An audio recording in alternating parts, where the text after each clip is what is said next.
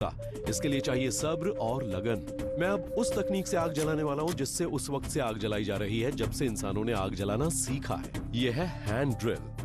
अगर आप इसे छील लें तो ये ज्यादा चिकनी हो जाएगी। इसके लिए कुछ कंकड़ लीजिए और फिर उनको अपनी शर्ट में इस तरह से डाल लीजिए और फिर घिसिए। ये देखिए मेरा सैंड पेपर तैयार हो गया है, मेरा बर्मा। देखिए अब ये काफी चिकना बन चुका है। अब इसका बेस बनाने के लिए मैं सॉल्टो के छोर का इस्तेमाल करने वाला हूं।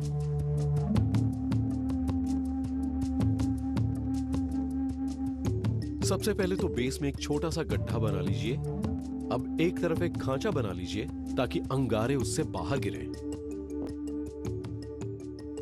मैं हड्डी के इस छोटे से टुकड़े का इस्तेमाल अंगारे जमा करने के लिए करूंगा।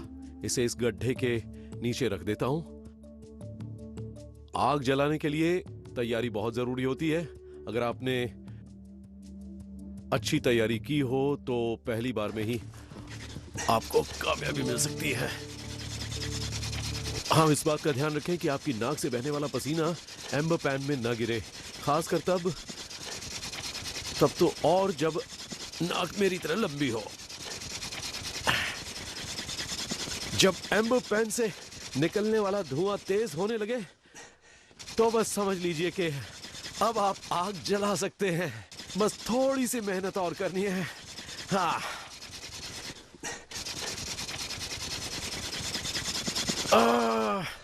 अब जल भी जाओ। इसके बाद बड़ी सावधानी से इसे जलाइए। अब आप इसे इस तरह से धीरे से रखिए ताकि ये अंगारे बिखरे नहीं। चिड़िया का ये पुराना घोंसला आसानी से जलता है। अब इसे जलता रखिए।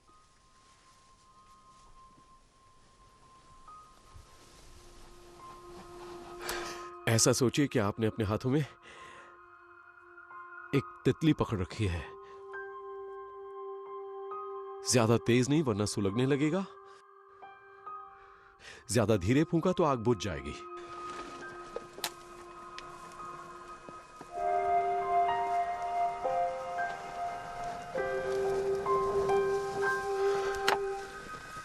हाँ, ये तो जलने लगी। ओह, आग। आग देखकर जान में जान आई। मैंने एक हैंड ड्रिल से आग जलाई है। अच्छा लग रहा है। ऐसे बीहड़ों में फंसने के बाद आग देखने पर जो सुकून मिलता है वो बताया नहीं जा सकता। अगर आपके पास फायर स्टील या माचिस ना हो तो आग जलाने का एक सबसे अच्छा तरीका है खुद ही एक फायर पिस्टन बनाना। वो आप 2 ट्यूब से बना सकते हैं। मुझे एक अल्ट्रालाइट विमान से मिली थी। ये एक दूसरे में इस तरह से समा रही हैं। एक एयर टाइट सील बन रही है। अगर ये अपने सिद्धांत पर खरा उतरता है तो कंप्रेस्ड एयर से इतनी गर्मी पैदा होती है कि आग जल सके। आपने देखा होगा कि साइकिल पंप से हवा भरते वक्त अगर हम पंप पर हाथ रखें तो हाथ जल जाता है। इसमें एक टुकड़ा चारकोल डाल देता हूं। अब इसे इसके अंदर धकेल देता हूं। दूसरा किनारा सील हो चुका है, इसलिए मेरा फायर पिस्टन अब तैयार है। इसे आपको जोर से दबाना पड़ेगा ताकि इससे कंप्रेस्ड एयर और गर्मी पैदा हो सके। इसे बाहर निकालेंगे तो आपको अंगारे मिलेंगे। इसे डाल दीजिए पतली लकड़ियों पर और फिर फूंकिए। देखिए आग चमकने लगी है। यह फायर पिस्टन वाली तकनीक दक्षिण पूर्वी एशिया के जंगलों में विकसित हुई थी। वो बांस के टुकड़ों या खोखली हड्डियों का इस्तेमाल करते थे। अब इसे फूंक फूंक कर तेज कीजिए। देखिए इस तरह।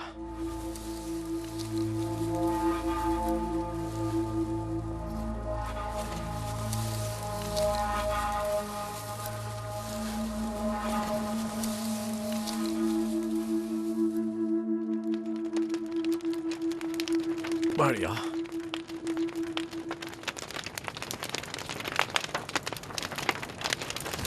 वाह, एक बार सुलग जाए तो आग जलती रहती है।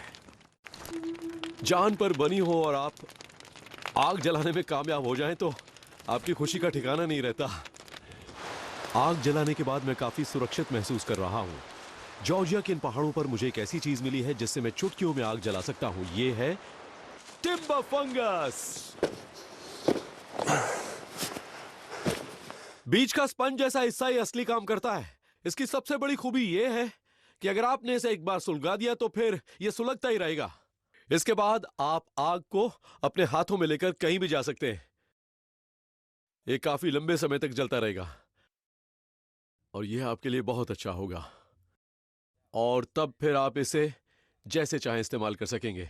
जब आदि मानवों को पता लगा कि वो इस टिंडर फंगस की मदद से लंबे समय तक आग को बचाए रख सकते हैं, तब उनके शिकार का तरीका भी बदल गया था। वो अब शिकार की तलाश में दूर दूर तक जा सकते थे क्योंकि उन्हें इस बात का भरोसा रहता था कि अगर जरूरत पड़ी तो वो कहीं भी आग जला सकते हैं। ये अब धीरे धीरे सुलगता रहेगा। मैं इसे काई में लपेट लेता हूं, फिर मैं इसको लेकर कहीं भी जा सकता हूं। चलिए हम आगे चलते हैं। मैं अभी एक धनुष बनाने जा रहा हूं। इसे बनाने के लिए काफी मशक्कत करनी पड़ती है, लेकिन एक बार आपने ये तकनीक सीख ली तो समझ लीजिए आपके पास माचिस की डिब्बी है। धुआं निकलने लगा है। अब इससे अंगारे बनाता हूं ताकि इन लकड़ियों पर डाल सकूं। ये देखिए, अब ये सुलगने लगा है। अब अंगारों को सावधानी से लकड़ियों पर डालकर इन्हें सुलगाता हूं।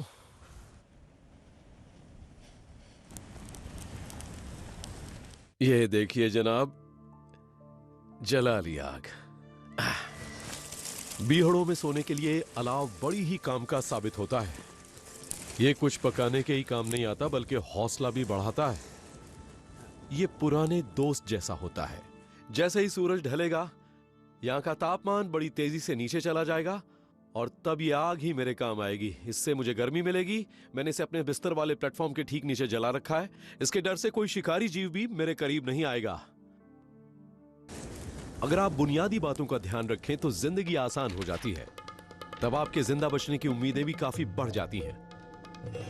मुझे यहां सिर्फ सामने से खतरा है। मुझे यहां पर अपने लिए सुरक्षा का इंतजाम करना होगा।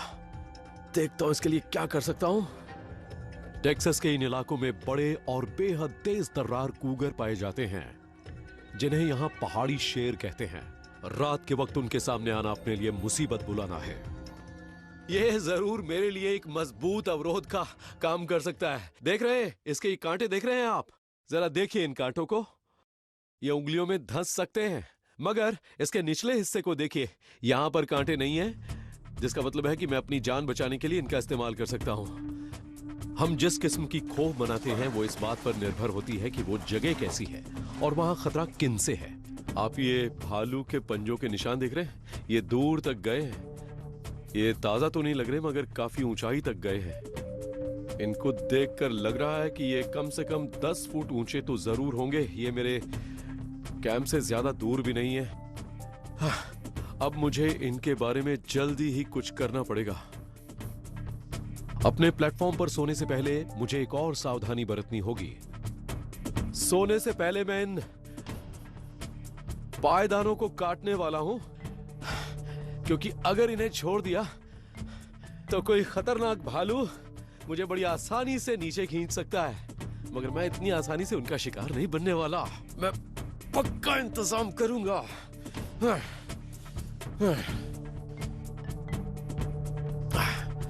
बढ़िया,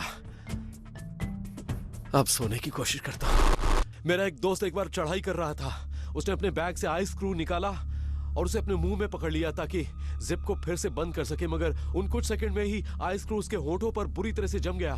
जब उसने उसे बाहर खींचा तब उसके होंठों, जबान और मुंह से खून के फव्वारे छूटने लगे। मेरा मतलब आप समझ गए होंगे। ये देखिए इसे, ये किस तरह से चिपक गया है। अगर मैंने इसे अभी खींचने की कोशिश की तो मेरी चमड़ी बाहर आ जाएगी। इसे निकालने का सबसे अच्छा तरीका है इसके ऊपर पेशाब करना, फिर चाकू निकल आता है। मगर मुंह में फंसे आइस स्क्रू को निकालने के लिए मेरा दोस्त ऐसा नहीं कर सकता था। जब आप बीहड़ों में फंसे हों और जान पर बनी हो, तब सबसे अहम चीज होती है पानी। आप खाए बिना 3 हफ्ते तक बचे रह सकते हैं, मगर पानी के बिना बहुत ही कम लोग 3 दिन से ज्यादा बच सकते हैं। लेकिन पानी इतनी आसानी से कहां मिलता है? अब ये मिसिसिपी नदी तो नहीं है। पानी ढूंढने के लिए अपनी सोच और संसाधनों का सही इस्तेमाल बहुत जरूरी होता है। मैं आग से निकले चारकोल का इस्तेमाल पानी साफ करने के लिए कर सकता हूं। अगर पानी में कोई जहरीली चीज या कोई रसायन हुआ तो वो चारकोल से चिपक जाएगा। इसके बाद मैं इस किनारे पर घास डालने जा रहा हूं, जिससे रेत या कंकड़ पत्थर छन जाएंगे। अब मैं इसके ऊपर अपनी टी शर्ट का एक छोर डालने जा रहा हूं।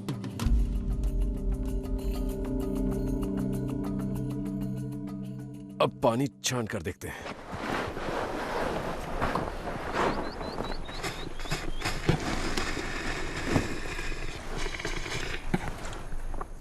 पानी का स्वाद तो अच्छा है।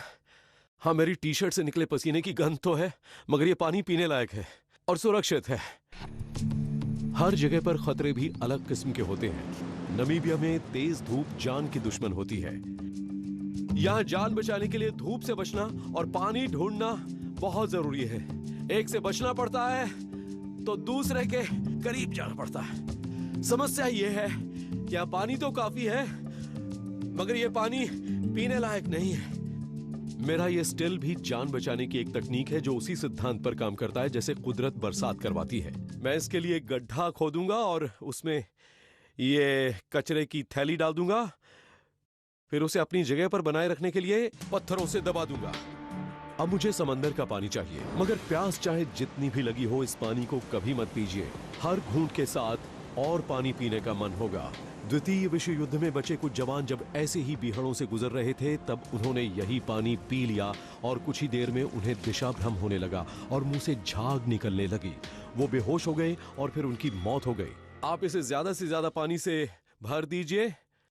अगर आपको समंदर का पानी नहीं मिल रहा हो तो आप एक काम कर सकते हैं, आप इसमें पेशाब कर दीजिए।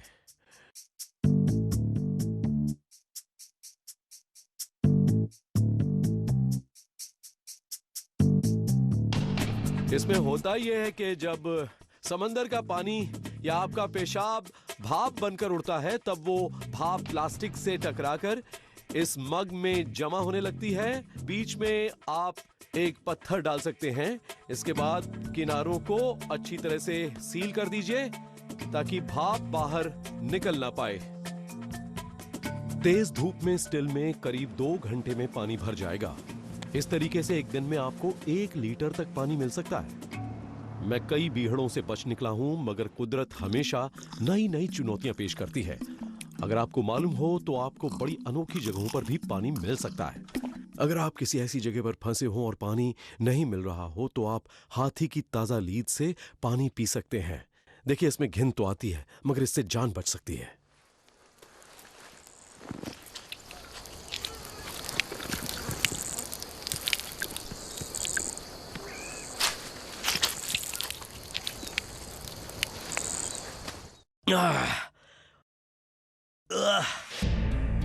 यहां इससे बेहतर कुछ नहीं मिल सकता था। गर्मी से बचने के लिए सिर्फ पानी ढूंढने भर से काम नहीं चलता।